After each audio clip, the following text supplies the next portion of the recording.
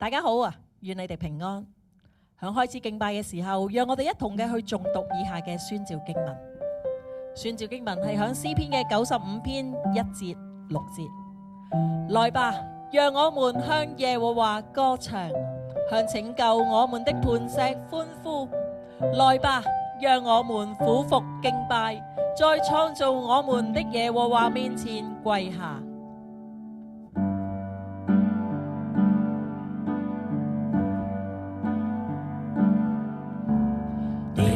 海奏出歌韻，磐石唱讚美歌聲，風雨電也歌頌，雲霧同眾吹送，全地奏響聲勢無比，頌讚聲永不衰竭，全地要敬拜侍奉，高唱萬有之上，榮耀無限之處，全屬我主尊貴耶穌。所有讓讚美如風天空海闊飛，讓讚美浪花般海中濺起，高唱萬有之上，榮耀無限之處，全屬我主尊貴耶穌。所有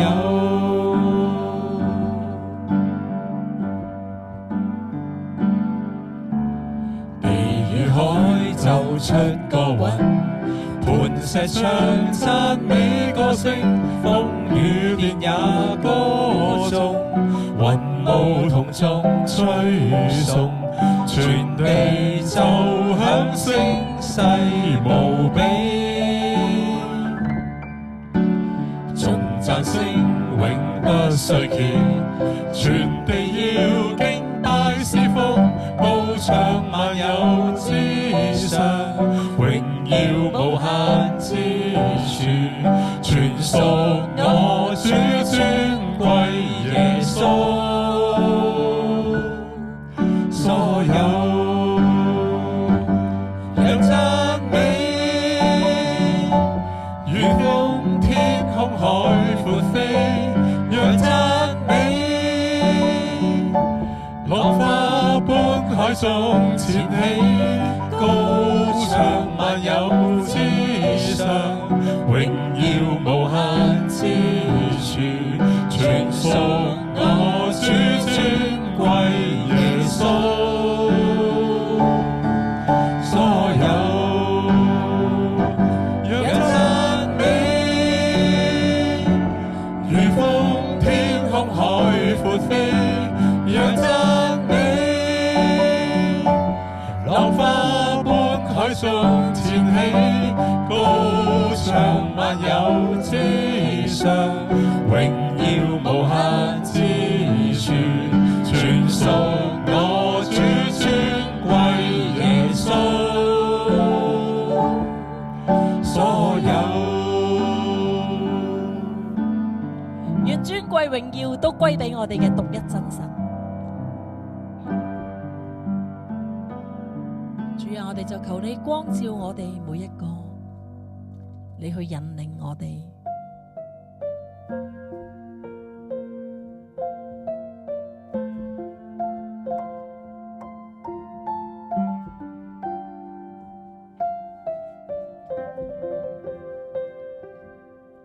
我願你來，我願你光照，我願你走進我靈裡的深處，照亮我內心，救助我離開幽暗。聖靈啊，求你牽引，我願你來，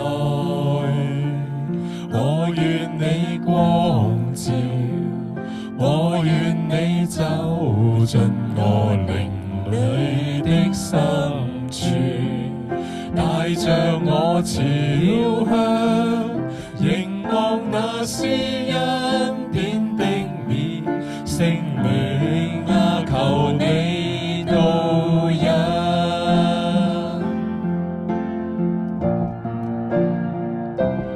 讓我心打開給你，讓我心為你預備，讓我心迫切的等候，讓我心盡情歸你。我願你來，我願你光照，我願你走進我靈裏的深處，帶着我朝向，來就近施恩寶座前，聖靈啊，求你導引。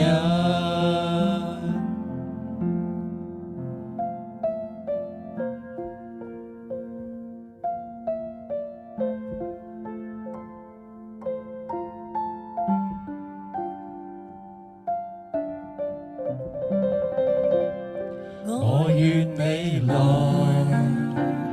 我願你光照，我願你走進我靈裏的深處，照亮我內心，救助我離開幽暗。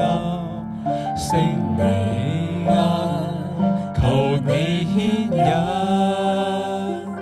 我願你來，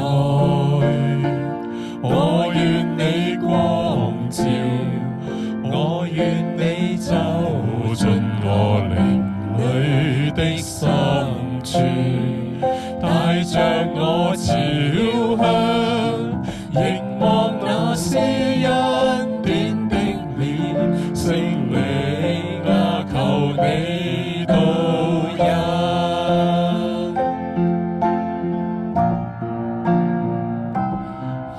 我心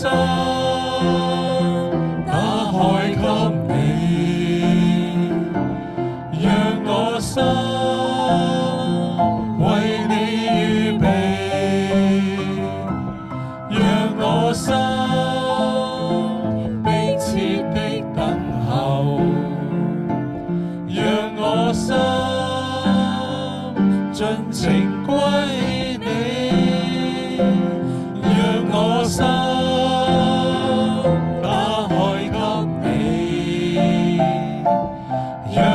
心為你預備，讓我心迫切的等候，讓我心盡情歸你。我願你來，我願你光照，我願你走進我靈裏的深處，帶着我朝向，來就近施恩寶座前，聖靈啊，求你導引。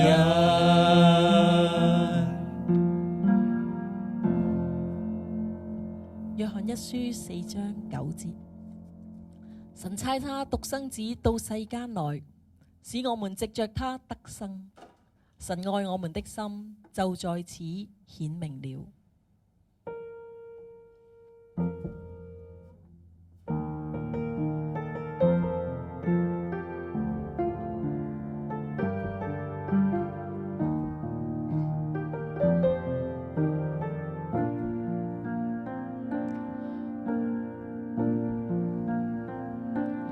你是愛，你對我的愛從沒改，沒有因歲月改變，沒有因我最新厭，我呼喊你名字，你笑臉向着我，你一次又一次。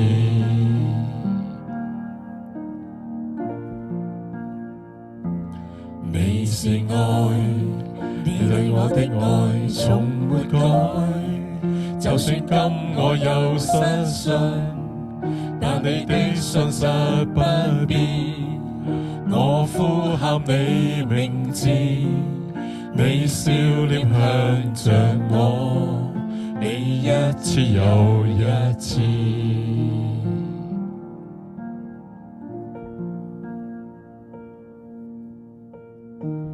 耶利米書31章3節，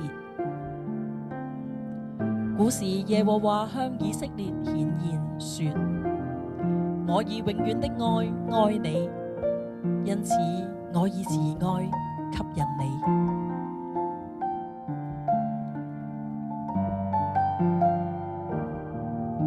主啊，我哋感謝你，感謝你嘅愛。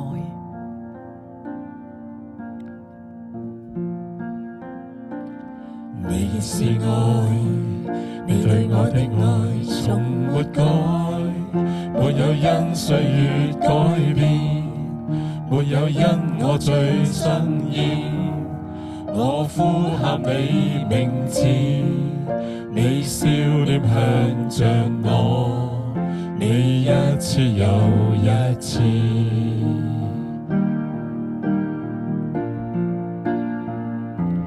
你是愛，你對我的愛從沒改，就算今我有失信，但你的信實不變。我呼喊你名字，你笑臉向着我，你一次又一次。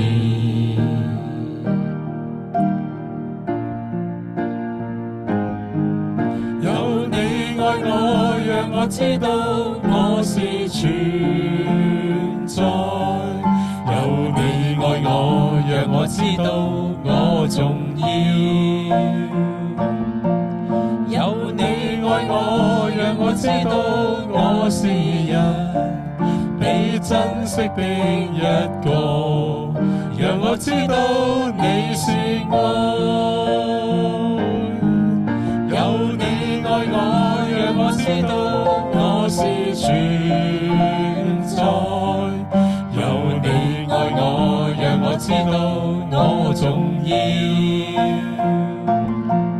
有你愛我，讓我知道我是人，被珍惜的一個，讓我知道你是愛。有你愛我，讓我知道我是存在。有你愛我，讓我知道我重要。有你愛我，讓我知道我是人，被珍惜的一個，讓我知道你是愛。係啊，因為主嘅愛，我哋喺基督耶穌裏邊已經得着自由，讓我哋一同嘅喺主面前去立志，以我哋全人忠心去侍奉我哋嘅主。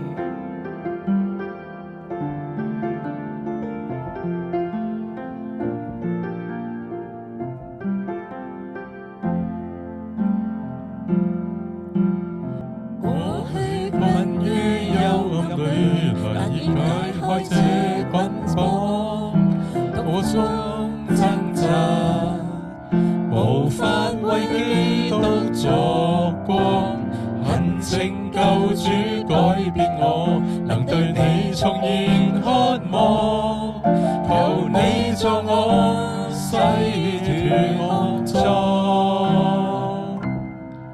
憑上帝話語可得勝，我立志每天穿戴主所賜全副軍裝。今天決意跟主的足印，不管是立像惡夢哪懼怕四周多黑暗，一生都至死忠心。因主我要盡力地傳揚，彰顯你愛，令大地明亮。願窮盡力氣高聲唱，忠心打那最美好的仗。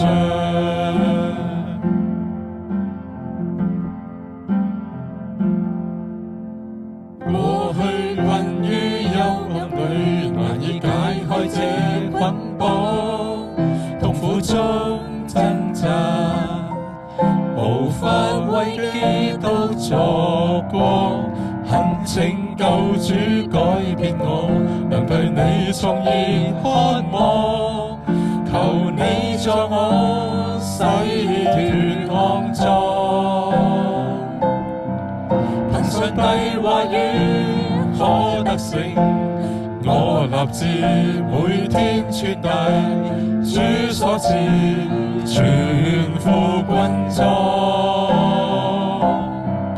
今天決意跟主的足印，不管試探將惡浪臨近，哪懼怕四周多黑暗，一生都至死忠心。因主我要盡力地傳揚，彰顯你愛，令大地明亮。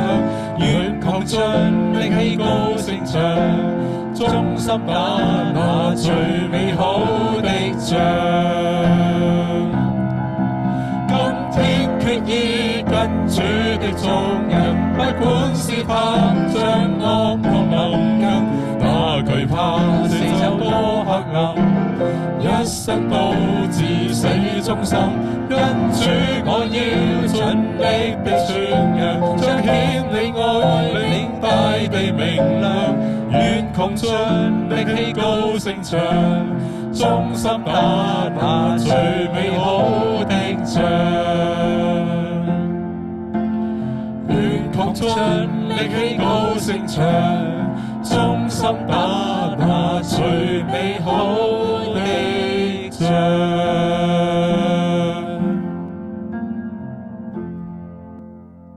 求主悅納我哋嘅敬拜，堅固我哋喺你面前嘅立志，預備我哋嘅心去聆聽你嘅話語，奉主名求，阿門。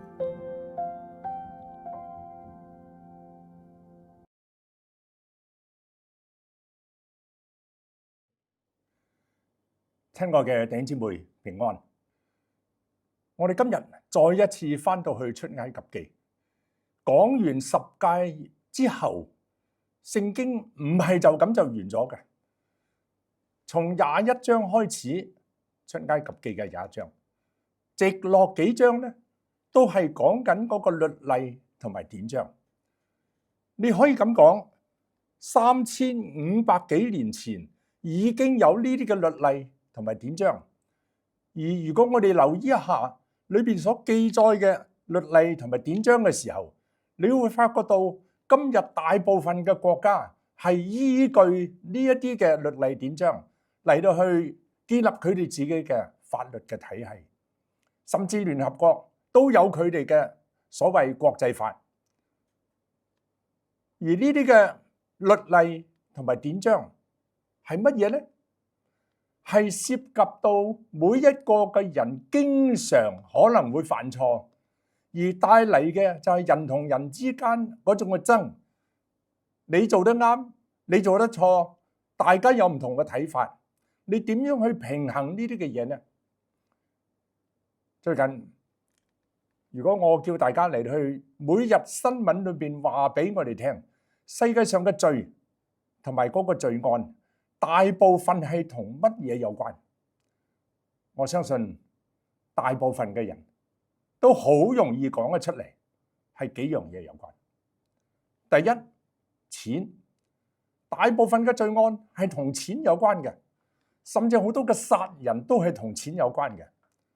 第二係性，同樣係因為呢個係一個大部分人參與喺裏邊，以至到喺今日嘅法庭判呢啲嘅罪越嚟越嚴，因為受害嘅人係越嚟越多。第三係權，一個去爭權勢，唔係爭做皇帝，唔係爭做宰相，唔係爭做呢啲，甚至連每一個地區都爭做阿頭，每一間學校機構爭做阿頭，就係因為要爭做阿頭，所有嗰啲嘅犯罪嘅手法層出不窮，包括到賄賂啦，包括到用非法嘅手段嚟到去講衰人哋啦，等等，係因為咁樣嘅緣故，好多著名嘅社會學家、心理學家，佢就將呢幾樣嘅爭、錢、性同埋權勢之爭，睇成係今日世界裏邊最重要嗰啲爭嘅嗰啲嘅範圍，你同唔同意呢？但係我哋睇到嘅爭，佢哋嘅手法層出不窮，犯罪嘅手法層出不窮，但係犯罪者想達到嘅目的係由頭到尾冇改變過，你同唔同意呢？3500幾年前，神向人首次啟示佢嘅誡命，跟住就啟示佢嘅律例同埋典章嘅時候，神最關注嘅係一啲乜嘢呢？我哋試一試睇一睇最近熱門嘅一啲嘅新聞，成個美國政府內閣差唔多要全部落台，總統要落台，係因為乜嘢呢？愛潑斯坦呢個案件 Epstein Resort Center 就係因為呢個 Epstein 呢一個嘅富商，佢起嘅6星級嘅度假村，你可以話美國嗰裏邊最靚嘅地方、最靚嘅島嶼都有佢起嘅呢啲嘅度假村。呢啲嘅度假村裏邊嘅享受係一流6星級，但係佢主要為乜嘢嘅咧？係為全世界嗰啲嘅權貴，包括到總統、總理、外交部長等等，同埋嗰啲嘅富商，提供嚟到見一啲係佢哋喺出面冇辦法能夠見到嘅人。第二係能夠得到一啲佢哋喺出邊冇辦法能夠得到嘅嗰啲叫做服務，而呢啲嘅服務關鍵嘅嘢唔係淨係時裝，唔係淨係美女，甚至係性嘅服務。呢件嘅案件爆咗出嚟已經好耐啊，但係美國政府一直係冇將嗰啲嘅嘢嚟到公開。自從 Trump 上台後，壓力就越嚟越大，越嚟越多嘅人要求呢個案件嚟到公開出嚟。結果呢，佢哋公開一部分，但係就將裏邊好多嘅嘢呢用黑塗黑咗佢，好多嘅人物見一啲唔見一啲，好多嘅名見一啲唔見一啲，全部成數以百萬計嘅嗰啲嘅相，好多係冇辦法能夠睇得到完整嘅，但係佢有好多嘅嘢仍然存留喺度，包括到乜嘢呢？就係獨立嘅時候有好多嗰啲嘅權貴嘅人，佢哋嘅相喺度。第二，好多個美女自己喺度嘅時候呢，嗰啲會喺度。但係另一方面呢，有一啲呢係涉及到同呢個總統冇關嘅，同呢啲嘅掌權嘅人無關嗰啲呢，好多仍然喺度。但係涉及到掌權者嘅，就冚唪唥都塗黑晒。就係因為咁多名人都有份喺裏邊，美國政府一路佢就冇公開，但係去到特朗普再上任嘅時候，壓力太大，因為差唔多可以話呢，越嚟越大嘅呼聲係要求公開呢啲嘅嘢，咁結果呢，一部分公開，一部分唔公開，帶嚟嘅結果就係乜嘢呢？帶嚟嘅結果就係形成到呢一個嘅政府內閣大部分有關嘅內閣嘅閣員，連同總統嘅本身周身蟻。而實際上今次兩次先後被彈劾，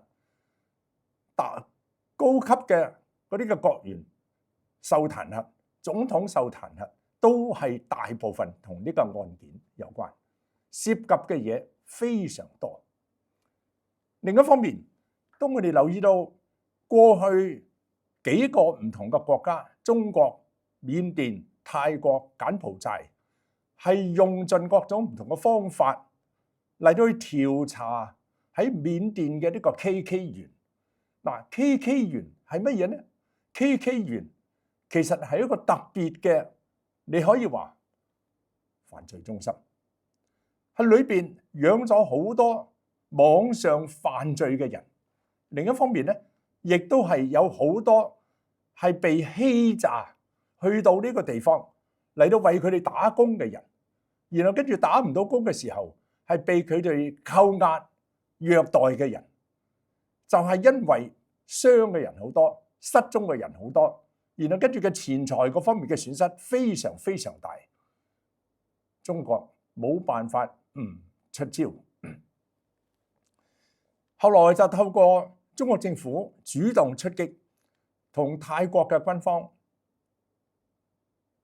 同佢哋嘅國家，同緬甸佢哋嘅國家，然後跟住同柬埔寨呢啲嘅國家，佢哋一齊喺度商討嘅時候，一齊聯手啊嚟到去搗破呢一個嘅中心，搗破嘅結果，真相真係令人感到震驚，係咁多嘅錢，數以百億計嘅錢喺呢一個嘅地方嚟到去欺詐咗嗰啲無辜嘅人。無辜嘅人可能係一啲遊客，可能係一啲只不過去參觀或者想去嗰個地方睇下係咪真係有筍工咧咁樣。咁結果去到嘅時候咧，就係做嗰啲嘅嘢，但係想甩身咧，佢哋甩唔到，係因為咁樣嘅緣故，被逼就喺嗰個地方嚟到做一個參與者。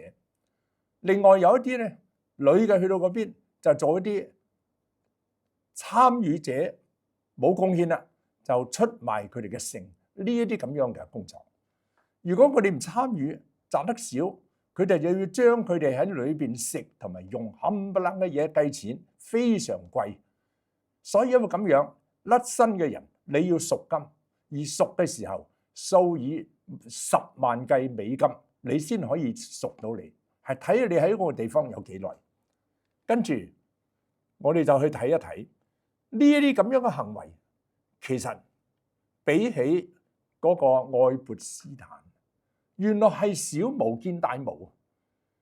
一個咁文明嘅國家都係有呢啲咁嘅嘢，但係佢哋有呢啲嘢嘅時候咧，係咁多年都冇人將嗰個真相揭露出嚟。我哋今日就去睇一睇聖經佢對呢啲嘢嘅睇法係點樣嘅咧？咁首先係有關偷竊管理財物嘅原則。出埃及記22章1到15節非常仔細詳細嚟到將佢哋自己呢啲嘅律例同埋典章，簡單嚟講就係今日嘅律法，凡係同管理財物有關嘅，同偷搶等等有關嘅，都講晒出嚟。22章第1節，人若偷牛或係羊，無論係劏咗係賣咗，佢就要以5牛賠1牛，4羊賠1羊嚟到賠翻俾嗰啲嘅被偷者。人若遇見賊挖掘窿，把賊打了以至於死，你就唔能夠為佢有流血嘅罪。換句話嚟講，因為呢個賊去偷嘢，俾人打，甚至死咗啦。打嘅人，呢個被偷嘅人，佢當係冇罪嘅。嗱，以前係咁樣。但係如果太陽已經出嚟，就為佢有流血嘅罪。賊如果被拿，總要賠償。佢若一無所有，佢就要被賣，頂佢所偷嘅。但係如果你將佢打死咗呢，呢個就有問題啦。第4節，如果佢偷嘅或係牛、係驢、係羊，仍喺佢手上存活，佢就要加倍賠償。換句話嚟講，你偷咗嘅嘢喺你嘅手上，你唔係淨係要還翻俾嗰個嘅嗰個管理嗰啲嘢、擁有嗰啲嘢嘅嗰個嘅主人，你係要加倍。你偷一隻牛，你要賠多一隻牛，唔單止俾翻嗰隻牛，仲要賠多一隻牛俾佢。咁另一方面咧，第5節，人若喺田間或者葡萄樹放牲畜，任憑牲畜去到別人嘅田去食，就必拿自己田間上好嘅同埋葡萄園上好嘅嘢嚟到賠還。因為咁樣，我哋今日喺呢個街上，如果有人嗰隻狗咬傷人，狗主係要賠嘅，狗主係有罪嘅。如果我哋嘅牛放咗出嚟喺人哋嘅田食咗人哋嘅嘢，管理呢啲牛嘅人，佢哋係有錯嘅，係有罪嘅。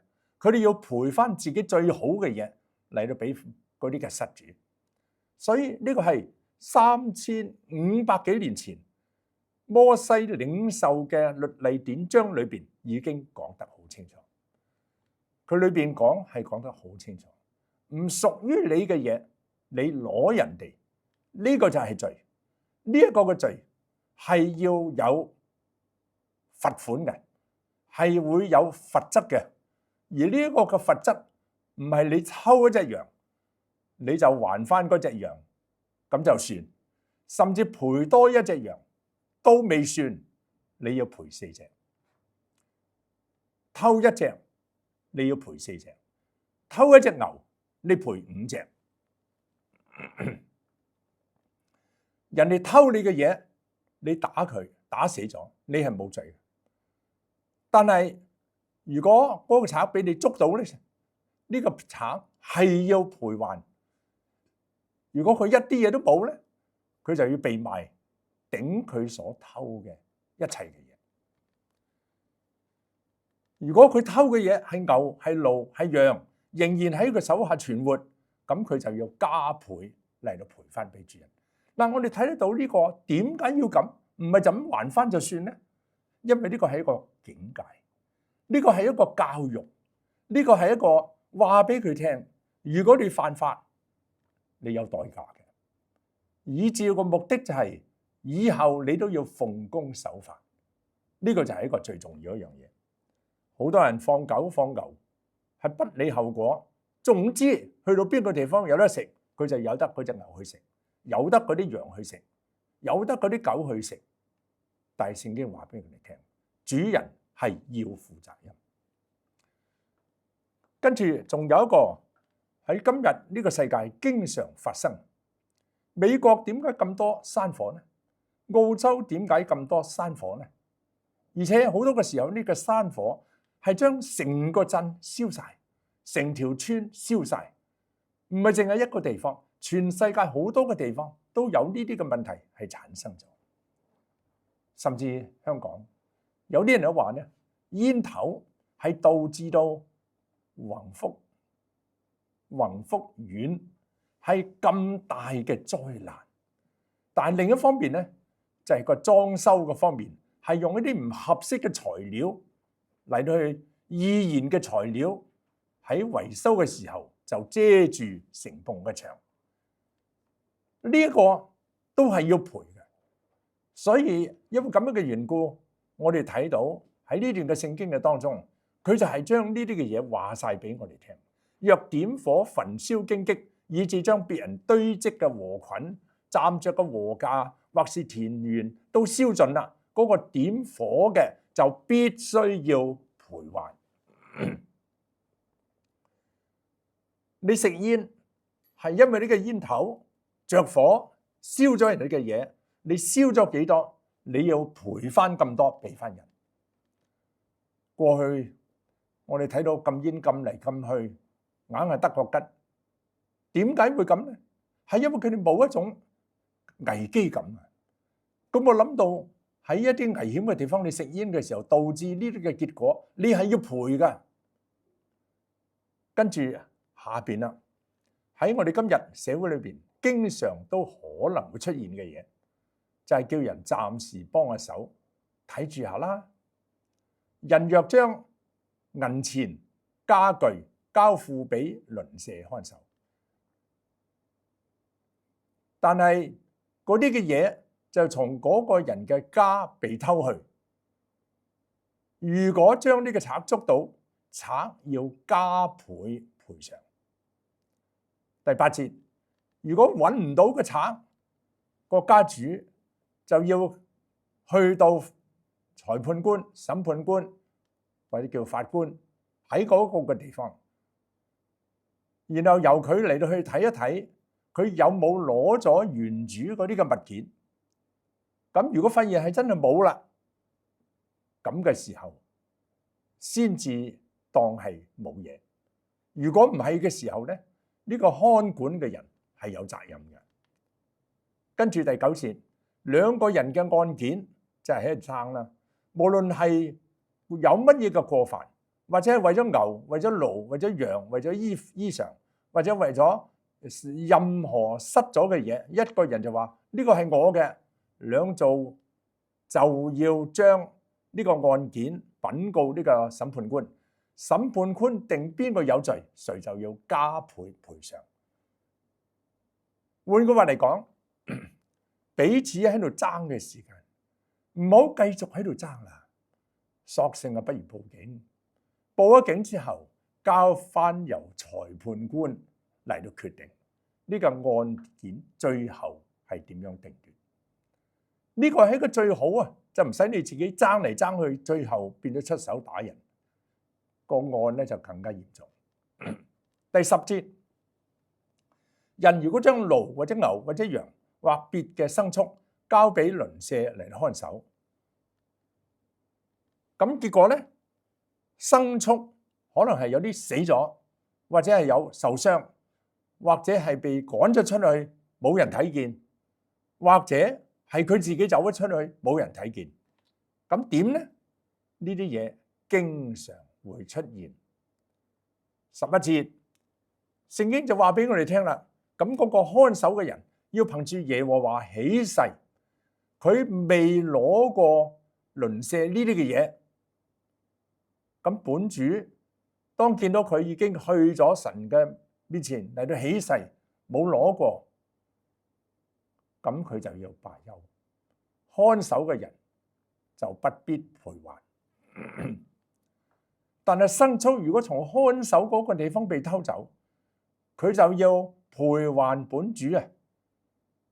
咁如果呢個牲畜係被野獸撕碎，看守嘅人佢就要帶住呢啲嘅屍嚟度狀作為證據，所撕裂或者係殺死咗，俾其他啲野獸殺死咗嘅呢啲嘅牲畜就不必賠還。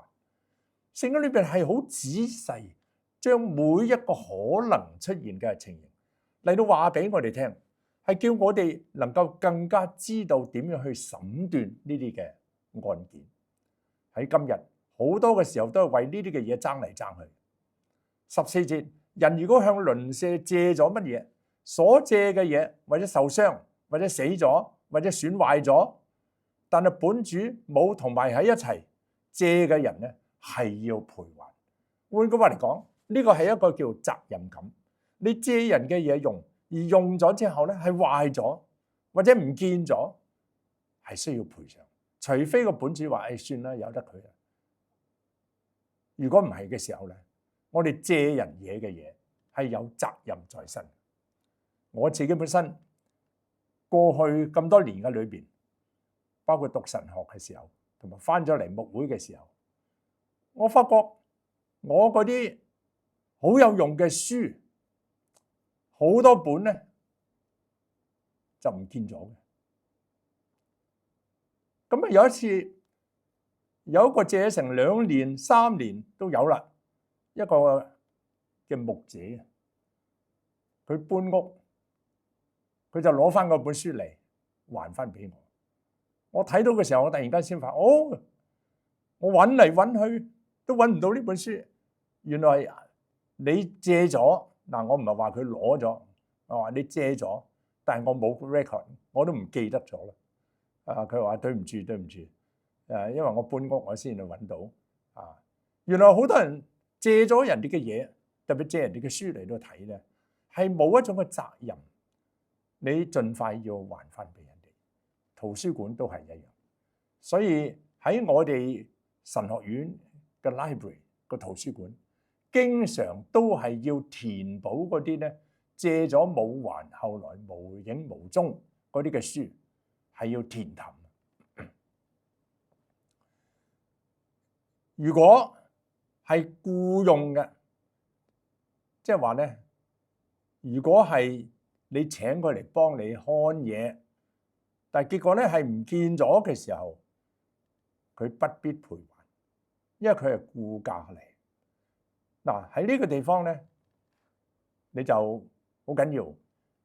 有啲人借，但係個看嘅人，佢又唔知道好多細節啊嗰啲咁嘅嘢。咁啊，按照你自己本身嚟講咧，就係你識嘅人咧，你就可以借俾佢啦。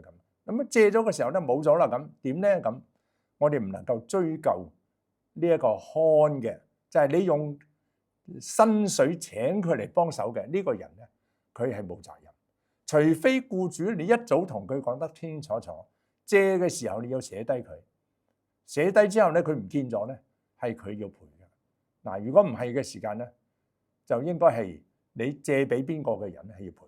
但係如果一早佢冇講呢啲嘅嘢，識嘅咁你就俾佢借俾佢啦咁樣。咁嘅時候咧就唔能夠怪嗰個打工嘅人。跟住第二大方面，3500幾年前已經清清楚楚將有關性犯罪嘅處罰嘅罰則記載落嚟。當我哋留意睇到呢啲嘅罰則嘅時候，我就會睇到喺今日好多嘅法律嘅本身係有問題，未夠完備。原因係乜嘢咧？太輕，處罰得太輕啊！我哋而家嚟去睇一睇16節，人如果引誘冇受聘嘅處女，佢冇話一定係未成年，佢只係話係未有受聘嘅處女同佢行淫。喺咁樣嘅情形下邊，只要證實佢同佢發生過呢一個咁嘅性關係，佢就要交出聘禮嚟到娶佢為妻。嗱，呢個係舊約嗰個要求。但如果呢個女仔佢個父親決不肯將呢個女仔嚟到嫁俾佢，佢就要按處女嘅聘禮交出錢嚟到去俾過呢個女仔嘅一家。嗱，我哋睇到喺呢度裏邊咧就係一種責任。但係今日咧好多處理呢啲嘅強姦案又好，或者係話通常點樣會打甩咧？就係佢冇反對啊，咁即係話肯啦。既然佢係冇反對，咁佢哋發生咗呢個關係嘅時候，男嘅就可以逃之夭夭，一啲責任都唔需要負，係就咁就走咗。第二樣嘢，縱使係證實佢係強姦，但係罰嘅時候係只係罰佢坐監，但係冇諗到呢個女方佢嘅損失。但係舊約嘅時代3500幾年前已經非常清楚，縱使呢個女嘅唔肯嫁俾你，喺咁嘅情景裏邊，你都要賠翻聘禮佢應該有嘅嗰啲嘅錢，即係交出呢個錢嚟到賠俾佢。坐監係一回事，但係你要賠償係另一回事。22章嘅18節，行邪術嘅女人不可容她存活。嗱，點解會咁呢？因為舊約嘅時候，以色列人你係敬拜一位獨一嘅真神，而喺你哋嘅當中竟然有人行邪術，用邪術迷惑人，引誘呢個人離開咗耶和華。嗱，你要記得以色列呢啲嘅法律，佢唔係應用喺嗰啲唔信耶和華嘅嗰啲個國家，佢係應用喺佢自己信耶和華係獨一真神嘅呢一個嘅國家，就係以色列。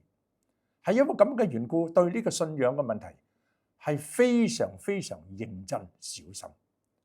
點解要咁？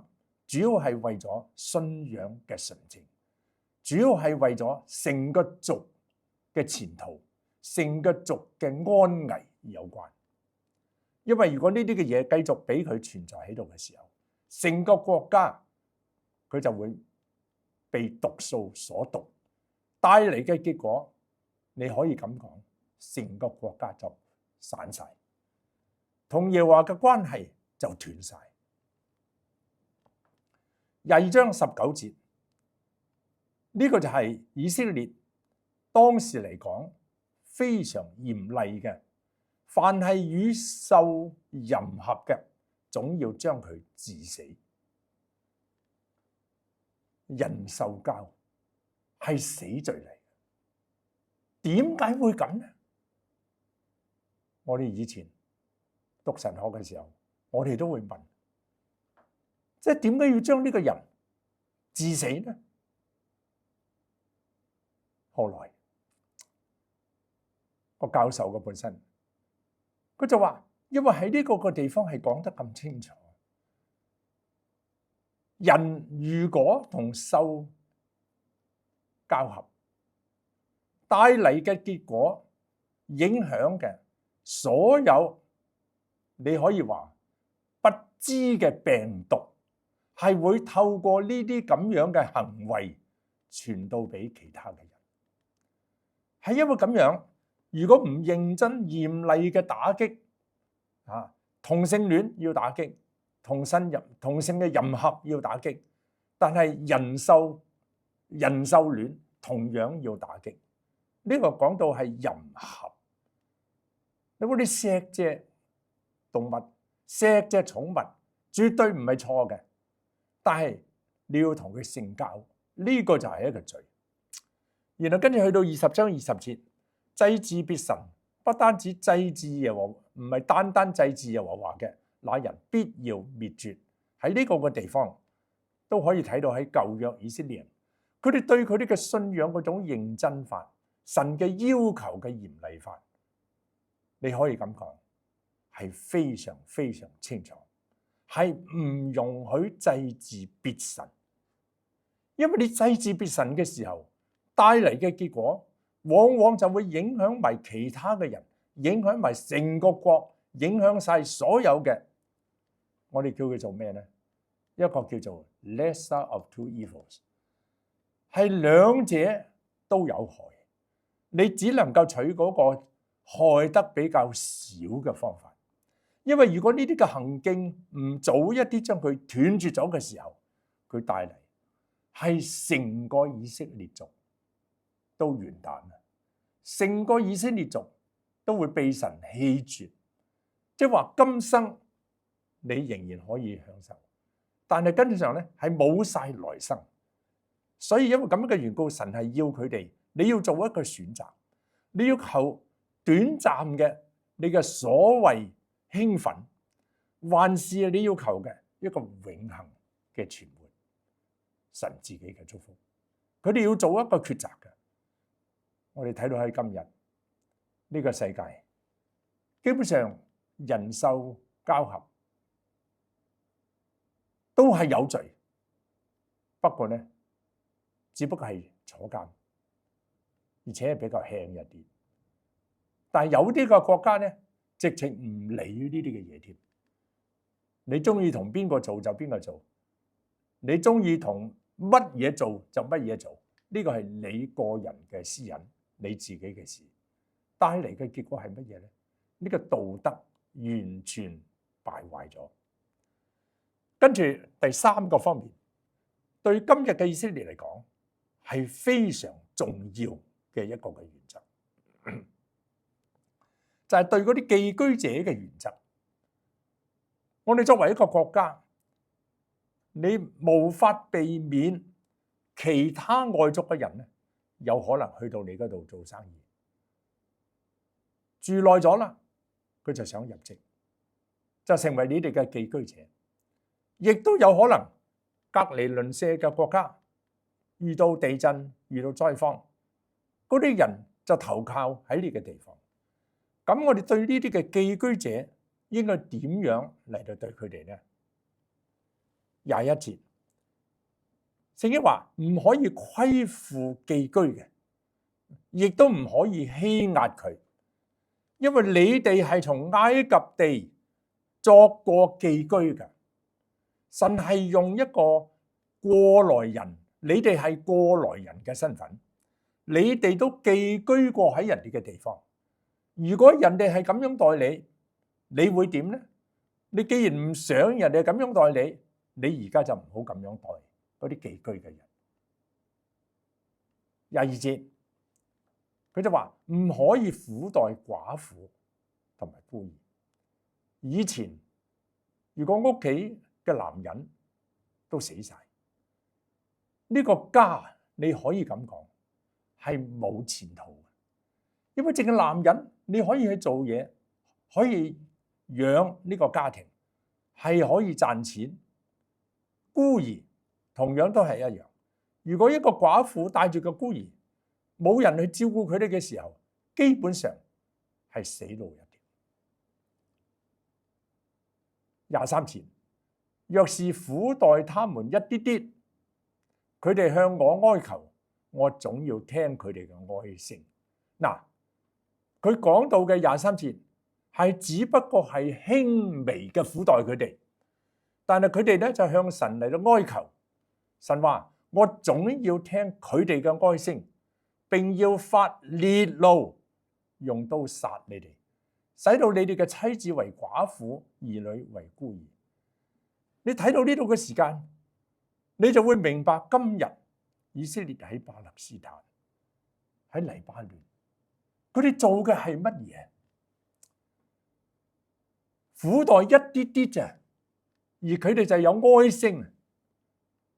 神就話：我總要聽佢哋嘅哀聲，並且要發烈怒，用刀殺你哋。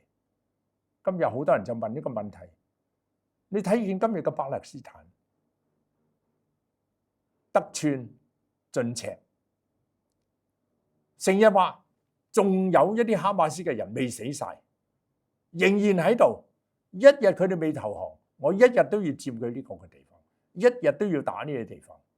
成間醫院只要有一個哈馬斯嘅人，佢就要將成間醫院炸咗佢。一間學校只要有一個哈馬斯嘅人，佢要將成個學校毀滅，殺晒嗰啲嘅人，係因為咁樣嘅緣故，無辜嘅人被殺，非常沉寂。喺呢啲嘅情形下邊，神佢點樣反應？我話俾大家聽，24節話，神話我總要聽佢哋嘅哀聲，並要發烈怒，用刀殺你哋。好啦，你同我可能會問啦，我哋幾時見到神出手呢？撒迦利亞書13章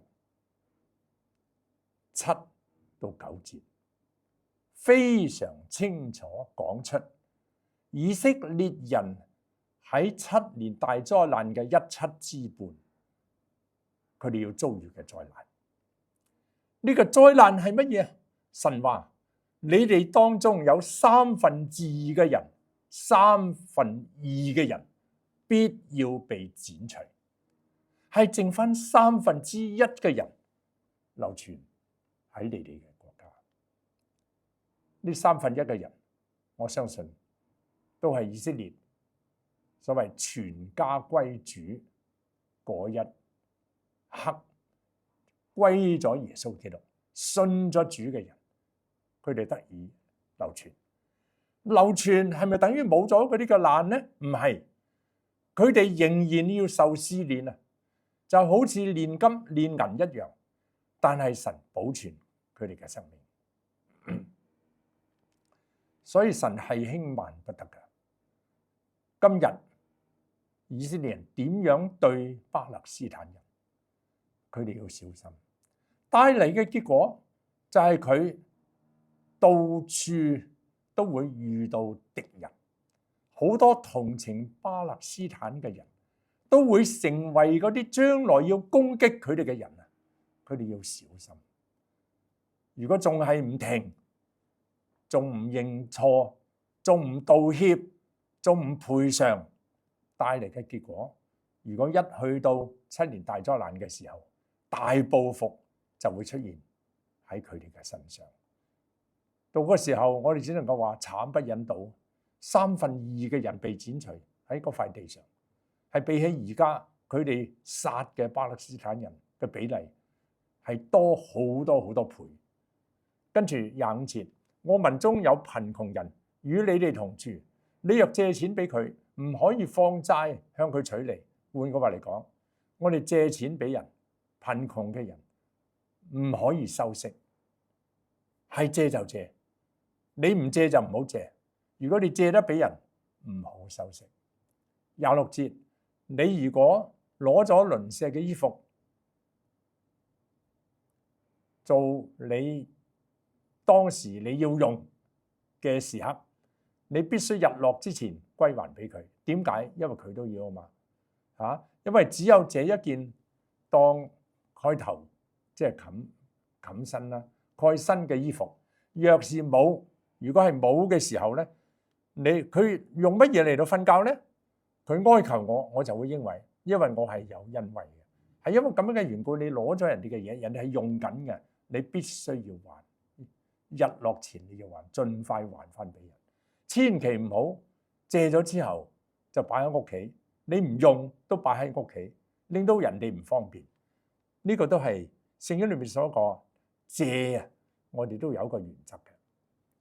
跟住我哋睇到28到31節，對嗰啲褻瀆神、對奉獻、對誹謗人嗰個處理嘅原則。22章28節，不可毀謗神，也不可以毀謗你百姓嘅官長。你要從你莊稼中嘅穀和酒榨中滴出嚟嘅酒拿來獻上，不可遲延。你要將頭生嘅兒子歸給我。你牛羊頭生嘅也要這樣，7天佢要跟呢個佢嘅母，但係第8日你就要歸我。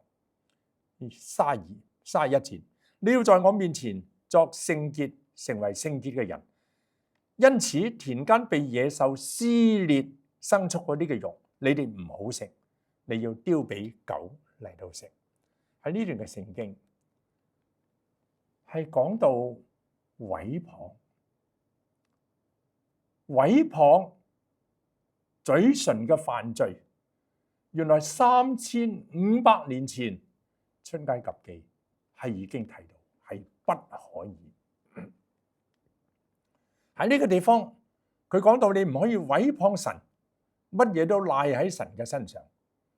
呢個神都冇用㗎，你呢個神你點神咧點，你將你自己嘅錯歸咗喺神嘅身上，呢個係叫毀謗。你將有啲嘢未做到、未發生咗，你就話係呢個神無能，呢個都係毀謗。你要諗一諗，你求嘅係乜嘢先？神有冇應承過你嗰啲嘢一定係俾你咧？如果冇嘅時間，你點解你要毀謗佢咧？另外，亦都唔可以啷禮或者毀謗你百姓嘅官長，就話呢個係政府嘅錯，冚唪唥都係政府嘅錯，呢個都係一個罪。所以喺今日嚟講，誹謗係罪，誹謗任何人都係罪，毀謗神更加係罪。所以因為咁樣嘅緣故，我哋要好小心。29節，你要從你莊稼嘅穀、酒榨中滴出嚟嘅酒拿來獻上，不可遲延。你要將頭生嘅兒子歸給我。呢個係以色列人頭生嘅兒子，因為以色列人當中，佢要繼續不斷一代傳一代，凡係頭生嘅，佢有一個責任，係將耶和華嘅律例典章繼續嘅傳落去，唔可以遲，而且係唔可以缺，係要原汁原味將神對佢哋嘅恩典，神喺佢哋身上做嘅嘢，將神嘅誡命律例典章傳到下一代。呢個係一個責任，係因為咁嘅緣故，以色列人佢哋需要好認真地將佢哋頭生嘅認定佢係要歸耶和華為聖。另外，你牛羊頭生嘅咧都要獻俾神嘅。7日佢要跟住嗰個牲畜嘅阿媽。點解要7日咧？因為你獻都冇用啊，一獻咗就死噶啦。佢唔能夠自己食嘢啊，佢一定要跟住牛嘅阿媽、羊嘅阿媽食奶啊。如果佢唔食奶嘅時候，佢就會死噶啦。但過咗7日嘅時候，你就要獻佢俾耶和華。點解？因為佢可以食嘢。但另一方面嚟講咧，咁樣嘅時候，嗰個先至係真真正正，你可以話就同人一齊嘅看齊。每一個以色列人出世第8日要行國禮，歸給耶和華。嗱，呢一方面嚟講，神係非常認真嚟到對佢哋咁講嘅。因為你命定認定所有嘅嘢係神所賜，你就照翻咁樣做啦。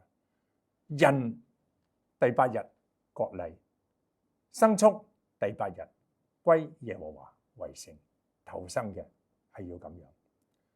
31節，你要喺我面前為聖潔嘅人，因此田間被野獸撕裂牲畜嘅肉，你哋唔可以食，你要丟俾狗嚟到食。點解要咁？在解經嘅方面嚟講，係因為係不潔嘅，而神睇呢啲嘅不潔係會傳染嘅。有任何嘅疾病，你食咗嘅時候，唔單止自己有問題，你會傳俾其他嘅人。嗱，呢個係不潔。第二個方面，神係為咗要保存成個族喺曠野嘅地方。如果你幻想有任何一啲同牲畜有關嘅疾病嘅時候，一個感染，隨時係會令到全個族冚唪唥都感染。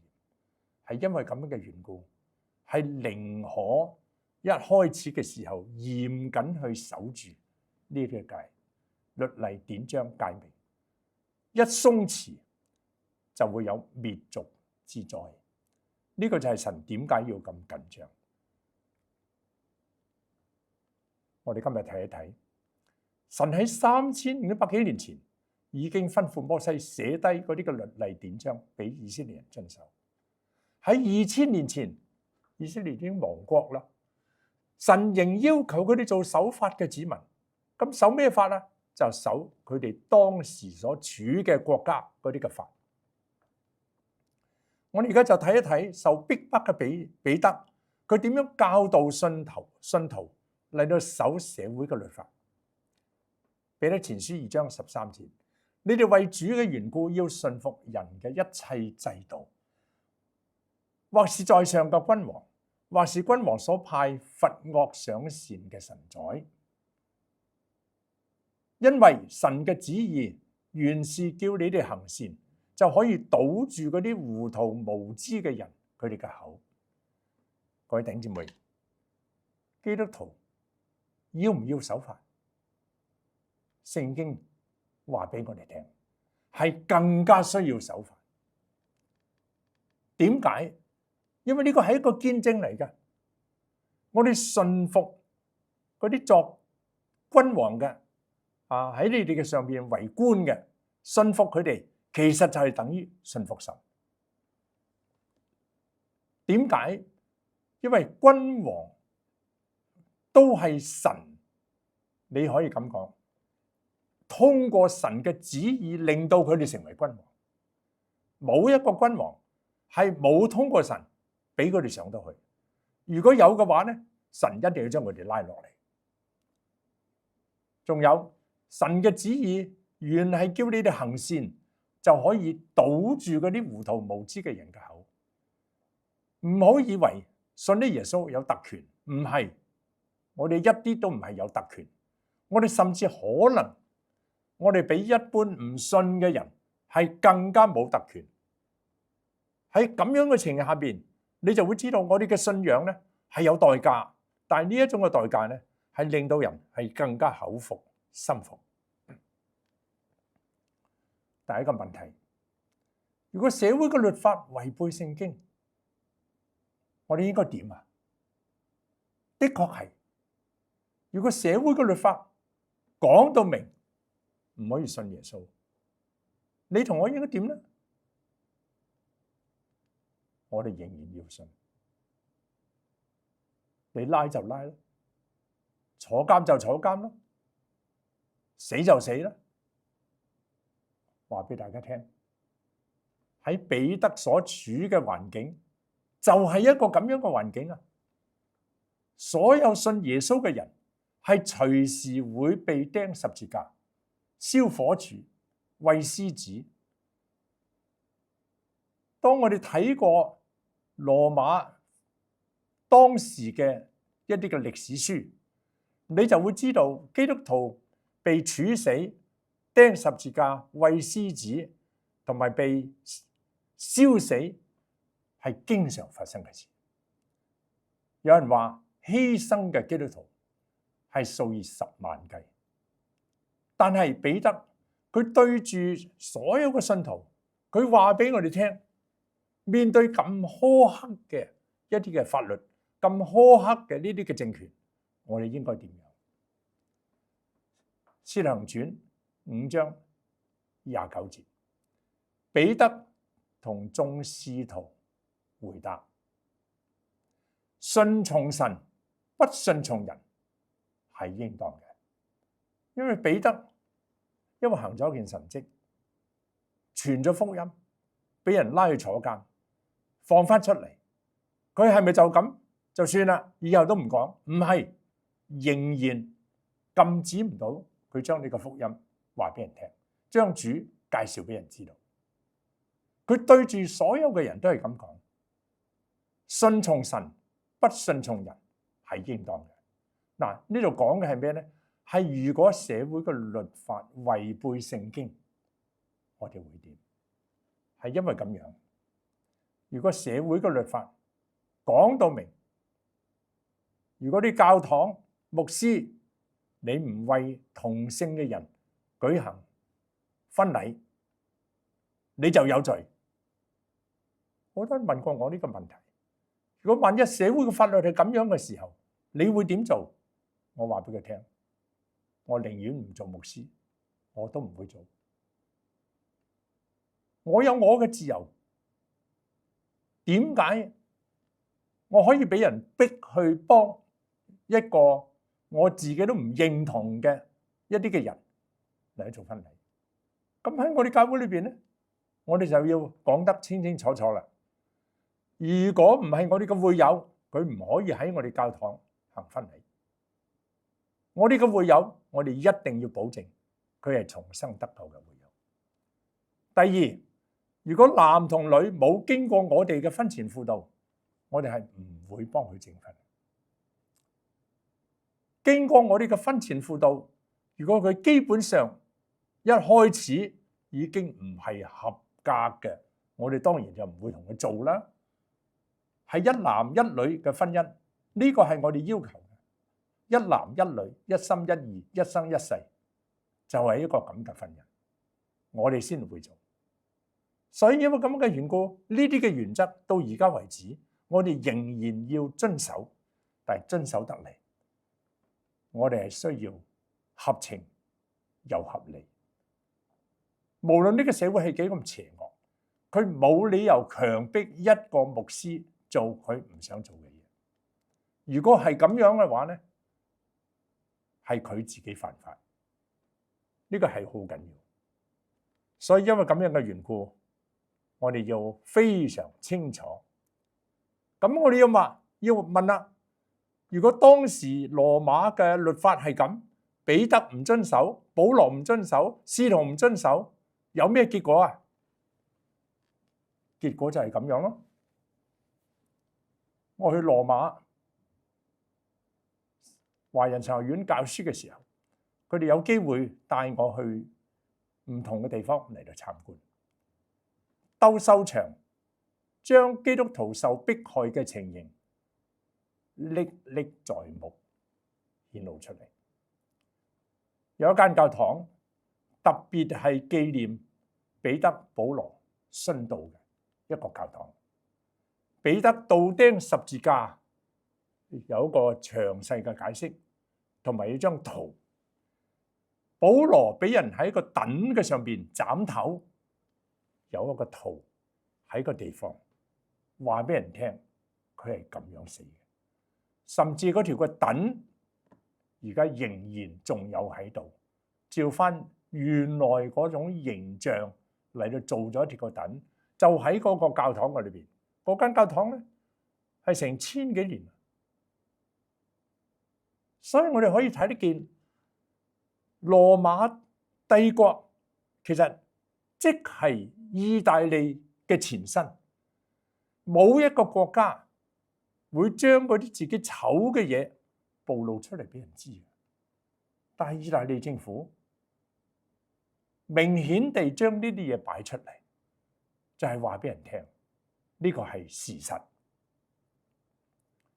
佢哋喺第一個世紀嘅時候曾經殺害過呢啲嘅使徒，佢承認呢個係事實。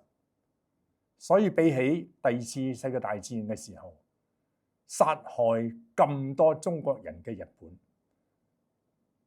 殺害咁多人猶太人嘅德國，你有冇見到喺德國有一個猶太人紀念館，紀念600萬嘅猶太人被毒殺呢？你有冇見到喺日本一個地方有一個叫做南京大屠殺嘅紀念館，紀念日軍喺中國嘅南京屠殺成20-30萬嘅人？有冇呢？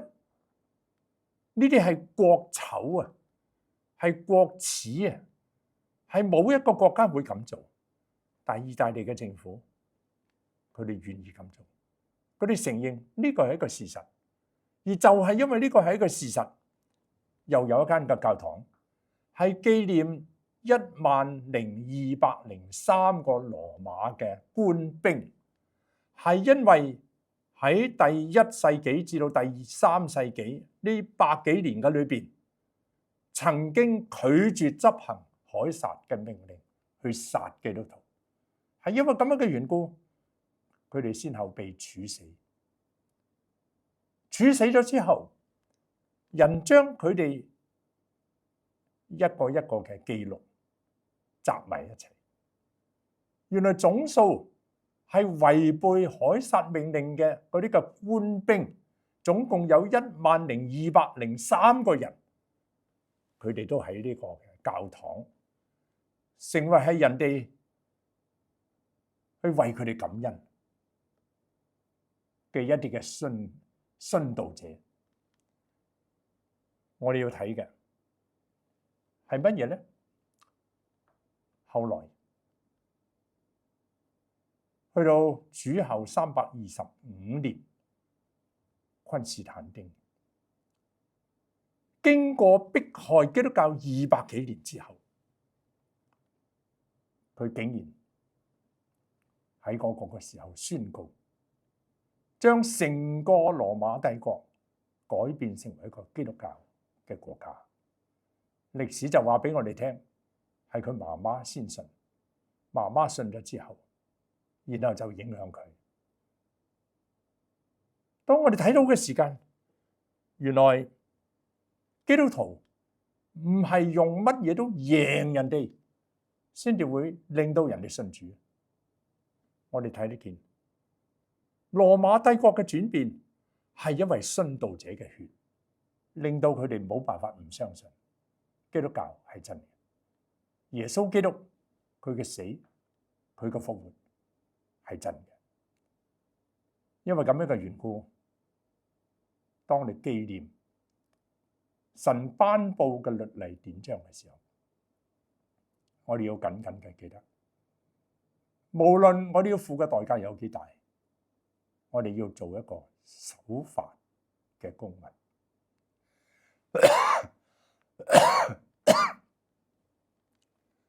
我哋一齊做一個禱告。親近天父，保守我哋嘅心喺呢個越嚟越污染嘅世代，好多嘅律例係令到我哋無所適從，特別對同性戀、LGBTQ 嗰啲嘅律例，我哋嘅下一代冇辦法唔面對，因為學校嘅教育竟然都係咁樣。但係到底我哋今日何去何從？我求你保守我哋嘅心，認定喺呢個裏邊，我哋要做守法。但係另一方面，如果呢個法係同聖經相背而馳嘅時候，我哋寧死不屈。求你帶領我哋，俾我哋有智慧，用唔同嘅方法，將你嘅律例典章話俾我哋嘅下一代聽，以至到佢哋知道乜嘢先至叫做正道，乜嘢係滅亡之道。求你聽我哋禱告，奉耶穌基督嘅名，阿門。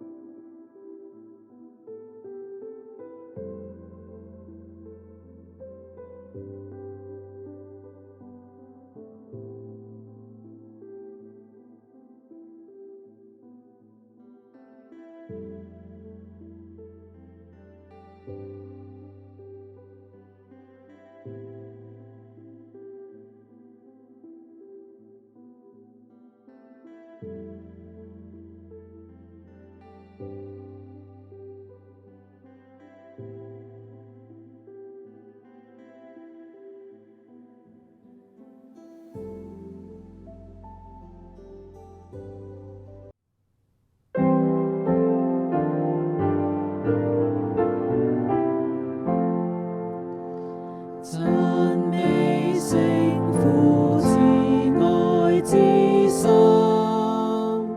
基督捨己來救罪人，每刻施恩聖靈導引，三一神經配戴頌揚。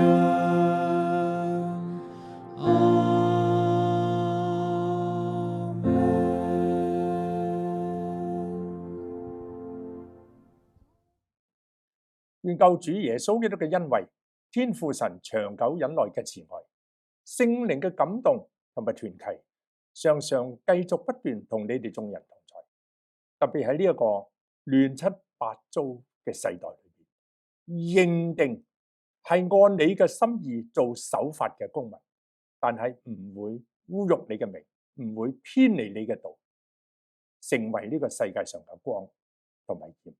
從今時直到耶穌基督再來，阿門。